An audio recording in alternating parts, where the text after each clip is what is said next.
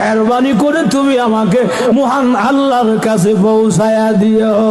وقالوا لو كنا نسمع أو نعقل ما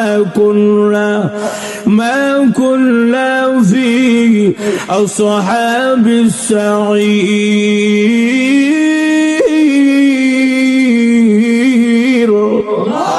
প্রভু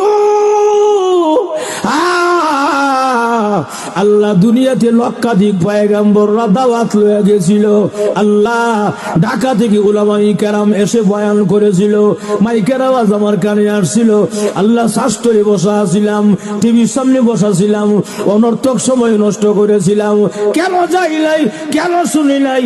লাউ কুন্না নাসমাউ, ওই দিন যদি লক্ষাধিক উলামায়ে কেরামের কথা কান দিয়া শুনতাম, আসমাউ নাসমাউ জমা মুতাকাল্লিমের সিগা, ওই দিন যদি কান দিয়া শুনতাম, আও না কিলো আকিলো না কিলো সব মুতাকাল্লিমের সিগা, ওই দিন যদি মাথা ব্রেন দিয়া বুঝতাম, অনুধাবন করতাম উলামায়ে কেরাম কেন বলেছিল, কি জন্য বলেছিল, ওই দিন যদি বুঝতাম, মা কুন্না ফি আসহাবিস সাইর, আজকে জাহান্নামী হইতাম না গো। ভুল করেছি, আর জীবনে এমন ভুল হবে না গো। আল্লাহ আবার দুনিয়াতে পাঠায়া দাও, এমন ভুল হবে না। এমনি আল্লাহ ডাক দিবেন, রে বান্দা, এই কথাটা বোঝানোর জন্য আর দুনিয়ায় পাঠানো হবে না। এই কথাটা বোঝানোর জন্য বার উলামায়ে কেরাম আলোচনা করেছে। আল্লামা জুবায়ের আহমদ আনসারী রাহমাতুল্লাহ আলাইহি উনি একটা উদাহরণ দিতেন, বলবো আমি আজকে কোন বলবো? ওনার চিনছেন আপনারা? আল্লাহ হযরতের কবরকে আল্লাহ পাক জান্নাতের বাগান বানাক বলে আমিন। আল্লামা জুবায়ের আহমদ আনসারী রাহমাতুল্লাহ আলাইহি, আল্লাহ পাক ওনাকে জান্নাতের সুউচ্চ মাকাম দান করুক, কোন আমিন। কোন সন্দেহ আছে ভাইয়ের আমার?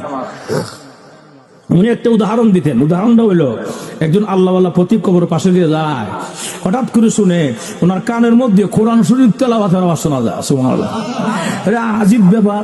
ডান দিক বাম দিক সাইডে কেউ না কেডারি কোরআন শরীফ তেলাওয়াত করে, এমনি এক কদম দুই কদম তিন কদম সামনে আগাইছে, আগায় দেখে একটা কবরের সুরঙ্গ থেকে কোরআন তেলাওয়াতের আওয়াজ সুমধুর কণ্ঠে আসতেছে।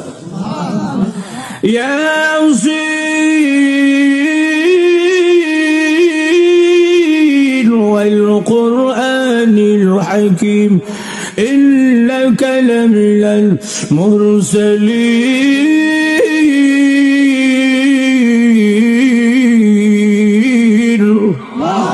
জোরে করলা এই বেড়া এই তেলাওয়াত শুননা বেড়া কো সুবহানাল্লাহ, কত সুন্দর তেলাওয়াত রে, সুবহানাল্লাহ কইতে দিরি এমনি শুনে তেলাওয়াতটা বন্ধ হয়ে গেছে। আহা মজা, তেলাওয়াতটা বন্ধ হয়ে গেছে, মজা লাগছিন, কিন্তু পরে কোন শোনা যায় কবর থেকে আরেকটা রিপ্লাই আওয়াজ আসতেছে, কোন সুবহানাল্লাহ। রামরা দেখ শোনো, আশ্চর্য কোনো লাভ নাই প্রতিক্রিয়া। এই কবরে আমি একবার নয়, পাঁচবার নয়, 10 বার নয়, এই কবরে আল্লাহর কোরআনকে 500 বার খতম করেছি। আমার সাথে একটা লেনদেন করো। কিসের লেনদেন? প্রতিক্রিয়া। তোমার সুবহানাল্লাহ, আমার তেলাওয়াত শুনে যে সুবহানাল্লাহ বলেছো, তোমার সুবহানাল্লাহ আমাকে দিয়ে দাও, এর বিনিময়ে আমার 500 বার কোরআন খতম তুমি নিয়ে যাও। কেন? এই কবর জগতে আমি 500 বার নয়, 500 লাখ নয়, কোটি নয়, কিয়ামত পর্যন্ত যদি আমি আল্লাহর কোরআনকে খতম করি, আল্লাহর কসম সামান্য পরিমাণ নেকি হবে না। অনেক আল্লাহওয়ালারা কবরে গিয়া তেলাওয়াত করে, কবরে গিয়া নামাজ পড়ে, কিন্তু সওয়াব নাই। কথা বলা রামরদি কেন নাই? বলে দুনিয়ার জগতে নাই, এই জন্য নেকিও নাই। রামরদি তুমি যে একবার সুবহানাল্লাহ বলেছো, আমার তেলাওয়াত শুনে আল্লাহর রাসূল বলেন, তোমাকে মহান আল্লাহ আসমান আর জমিনের সমস্ত ফাঁকা জায়গা নেক দ্বারা ভরপুর করে দিয়েছে। এখানে আল্লাহর রাসূল আরো বলেছেন, যখন কোন বান্দা বান্দি একবার সুবহানাল্লাহ শব্দ জবান থেকে ছেড়ে দেয়, ছাড়তে দিলে হয় জান্নাতের ভিতরে মহান আল্লাহ তার জন্য বিশাল একটা গাছ লাগায়া দেয়। গাছটা কত বড়? আমি আল্লাহর রাসূল পরিষ্কার বুখারী শরীফের বর্ণনা বলেন, গাছের ছায়া কত বড় হবে। একটা তেজস্বী ঘোড়া, একটা নৌজওয়ানি ঘোড়া যদি 100 বছর পর্যন্ত গাছের ছায়ার নিচে দৌড়ায় দৌড়ায় দৌড়ায়, আল্লাহর কসম এই গাছের ছায়া আদৌ শেষ করা কোনোদিন সম্ভব হবে না। আমিও একটা কবিতা কয়া যাই, আমার কবিতা হইল, আমার কবিতা ওই দেখা যায় তাল গাছ হবে না, আমার কবিতা হবে ওই দেখা যায় কবরস্থান, ওই আমাদের ঘর, ওইখানেতে থাকতে হবে সারা জীবন ভর। ওই দেখা যায় কবরস্থান, ওই আমাদের ঘর, ওইখানেতে থাকতে হবে সারা জীবন ভর। ও কবর তুই চাস কি, টাকা পয়সা নেসনি, সুদ ঘুষ কাসনি বলে না, টাকা পয়সা নেই না, সুদ ঘুষ খাই না, মুমিন বান্দা পাই না, একজন যদি পাই এমনি জান্নাতের বাগান হয়ে যায়। এজন্য আল্লাহর রাসূল হাদিস শরীফে বলেন, আল কবর রাউযাতুম মিন রিয়াজিল জান্নাহ আও হুফরাতুম মিন হুফারিল নার। কবরটা কারোর জন্য জাহান্নামের গাড়া হবে, আবার কারোর জন্য জান্নাতের বাগান হবে। আল্লাহর রাসূল বলেন, ঈমান আমল যদি খারাপ হয়, বেনামাজি হয়, তাহলে কবরের মধ্যে বিষাক্ত সাপ দেওয়া হবে 99টা, এক এক ধরনের শাস্তি আরম্ভ হয়ে যাবে। আল্লাহ যদি প্রকান্তর ঈমান আমল ভালো হয়, 5 ওয়াক্তের নামাজি হয়, এই লোকটাকে কবরের মধ্যে রাখতে দেরি হবে। একজন ঘোষণাকারী ঘোষণা দিবে, ও আলবিসুহু মিনাল জান্নাহ ও আফরিসুহু মিনাল জান্নাহ। আমার বান্দাকে জান্নাতি পোশাকটা পরায়া দে, আমার বান্দাকে জান্নাতি বিছানা বিছায়া দে, এবং কবর থেকে একটা ছিদ্র কইরা দে, জানালা কইরা দে জান্নাত বরাবর, যেন আমার বান্দা কবরে ঘুমায়া ঘুমায়া জান্নাতের আরামায়েশ ভোগ করতে পারে। আমার বাচ্চাটার জন্য আর মজা নেওয়া হবে না, অসুবিধা নাই রে। দুনিয়া দেখেছি জীবনের কাউকে যদি ফাঁসি দেওয়া হয় সরকারি আদালতে, জীবনের শেষ মুহূর্তে একটা ইচ্ছা পূরণ করা হয়, তাকে ইচ্ছা পূরণ করা হয়, আজরাইল এটা আমার জীবনের শেষ সময়, আমি জানি না আমার এরকম শেষ ইচ্ছাটা পূরণ হবে কিনা।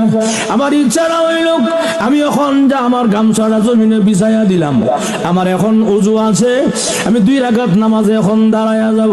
তবে আমার ইচ্ছা হইল প্রথম রাকাতে আমার গায়ে তুমি হাত দিও না, দ্বিতীয় রাকাতের প্রথম সেজদা আমার গায়ে তুমি হাত দিও না।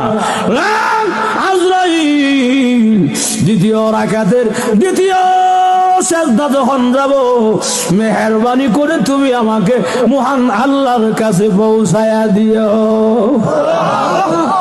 ভাইরা আমার, আমি যে কথাটা বুঝাইতে চাই, ঈমান আমলের দাম অনেক বেশি। ঈমান আমল যদি ভালো হয়, লোকটা যদিও কালো, আল্লাহর কাছে অনেক ভালো। আর যেমন ঠিক কিনা, ঈমান আমল যদি ভালো হয়, লোকটা যদিও কালো, আল্লাহর কাছে সে অনেক ভালো হয়ে যায়। এই জন্য ঈমান আমলের দাম অনেক বেশি। সামনে রমজান মাস চলে আসতেছে, আমাকে আপনাকে এখন থেকেই পুরোপুরি প্রস্তুতি নিতে হবে ঈমান আমল করার জন্য, বন্দেগী করার জন্য। ওই ব্যক্তি বুদ্ধিমান তো ওই ব্যক্তি যা আখিরাতের কথা চিন্তা করে নেক আমল জমায়। আমার পাঠকৃত হাদিসে আল্লাহর রাসূল বলেন, আল কাইসু মান দালা নাফসাহু ওয়া আমিলা লিমা বাদাল মাউত।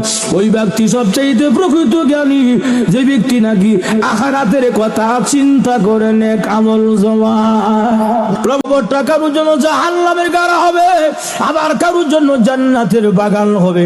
আল্লাহর রাসূল বলেন, ঈমান আমল যদি খারাপ হয়, বেনামাজি হয়, তাহলে কবরের মধ্যে বিষাক্ত সাপ দেওয়া হবে 99টা, এক এক ধরনের শাস্তি আরম্ভ হয়ে যাবে। আল্লাহ যদি প্রকান্তর ঈমান আমল ভালো হয়, 5 ওয়াক্তের নামাজি হয়, এই লোকটাকে কবরের মধ্যে রাখতে দেরি হবে। একজন ঘোষণাকারী ঘোষণা দিবে, ও আলবিসুহু মিনাল জান্নাহ ও আফরিসুহু মিনাল জান্নাহ। আমার বান্দাকে জান্নাতি পোশাকটা পরায়া দে, আমার বান্দাকে জান্নাতি বিছানা বিছায়া দে, এবং কবর থেকে একটা ছিদ্র কইরা দে, জানালা কইরা দে জান্নাত বরাবর, যেন আমার বান্দা কবরে ঘুমায়া ঘুমায়া জান্নাতের আরামায়েশ ভোগ করতে পারে। শব্দ হয়েছে, আমার মনে হয়েছে মুহাম্মদ কিয়ামত কিয়ামত বলে শুরু হয়ে গেছি। আমি আর দেরি করি নাই, ঘর নিয়ে আমার উপরে পড়ে যায়, দৌড় দিলেন বের হওয়ার জন্য। কিন্তু আশ্চর্য ঘটনা যা দেখলাম, দেখি মুহাম্মদ আমার দরজার সামনে দাঁড়ানো, মুহাম্মদ আমার দরজার সামনে দাঁড়ানো। আমি তাকায় দেখি মুহাম্মদের দুই কাঁধের উপরে দুইটা এত বড় সাপ, হা করে নিচের টুট আমার পায়ের নিচে, উপরটা আমার মাথার উপরে। আল্লাহ নবীকে বস্ত করেছেন, ইয়া রাসূলুল্লাহ ওই যে চন্দ্রের মধ্যে গাছ দেখা যায় এটা কি? আল্লাহ নবী বলেন, সাহাবীরা রে, এটা হলো আল্লাহর কুদরতের আলামত, আল্লাহর কুদরতের নিদর্শন। সাহাবীরা বলেন, ইয়া রাসূলুল্লাহ আরেকটু বুঝায় বলেন আল্লাহর কুদরতের নিদর্শন কি গো? আল্লাহর নবী বলেন, আমার সাহাবীরা ও আমার উম্মতেরা, ভাষা সম্ভব না। এই জন্য আল্লাহ রাব্বুল আলামিন বলেন, আইনামা তাকুনু ইউদরিকুমুল মাউত, কোথায় পালাবে মরণ থেকে, কোথায় ভাগবে মরণ থেকে।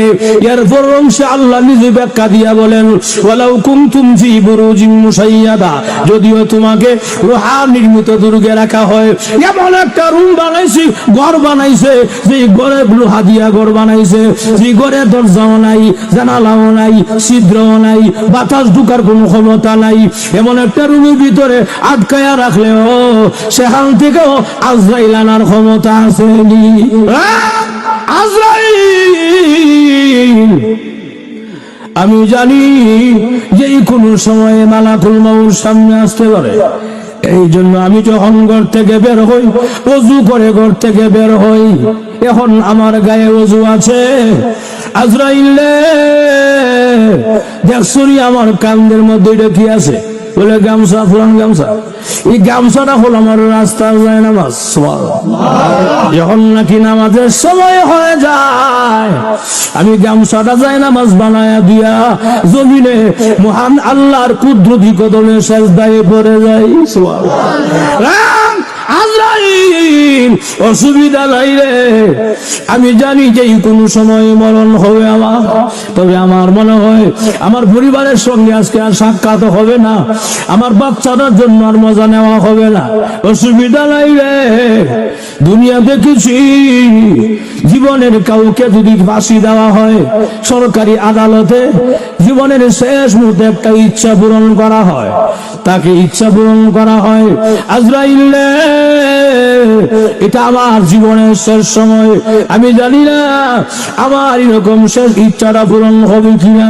আমার ইচ্ছাটা হইল আমি এখন যা আমার গামছাটা জমিনে বিছাইয়া দিলাম, আমার এখন ওযু আছে, আমি 2 রাকাত নামাজে এখন দাঁড়াইয়া যাব। তবে আমার ইচ্ছা হইল প্রথম রাকাতে আমার গায়ে তুমি হাত দিও না, দ্বিতীয় রাকাতের প্রথম সেজদা আমার গায়ে তুমি হাত দিও না। আজরাইল দ্বিতীয় রাকাতের দ্বিতীয় সেজদা যখন যাব, মেহেরবানি করে তুমি আমাকে মহান আল্লাহর কাছে পৌঁছায়া দিও। ভাইরা আমার, আমি যে কথাটা বুঝাইতে চাই, ঈমান আমলের দাম অনেক বেশি। ঈমান আমল যদি ভালো হয়, লোকটা যদিও কালো, আল্লাহর কাছে অনেক ভালো।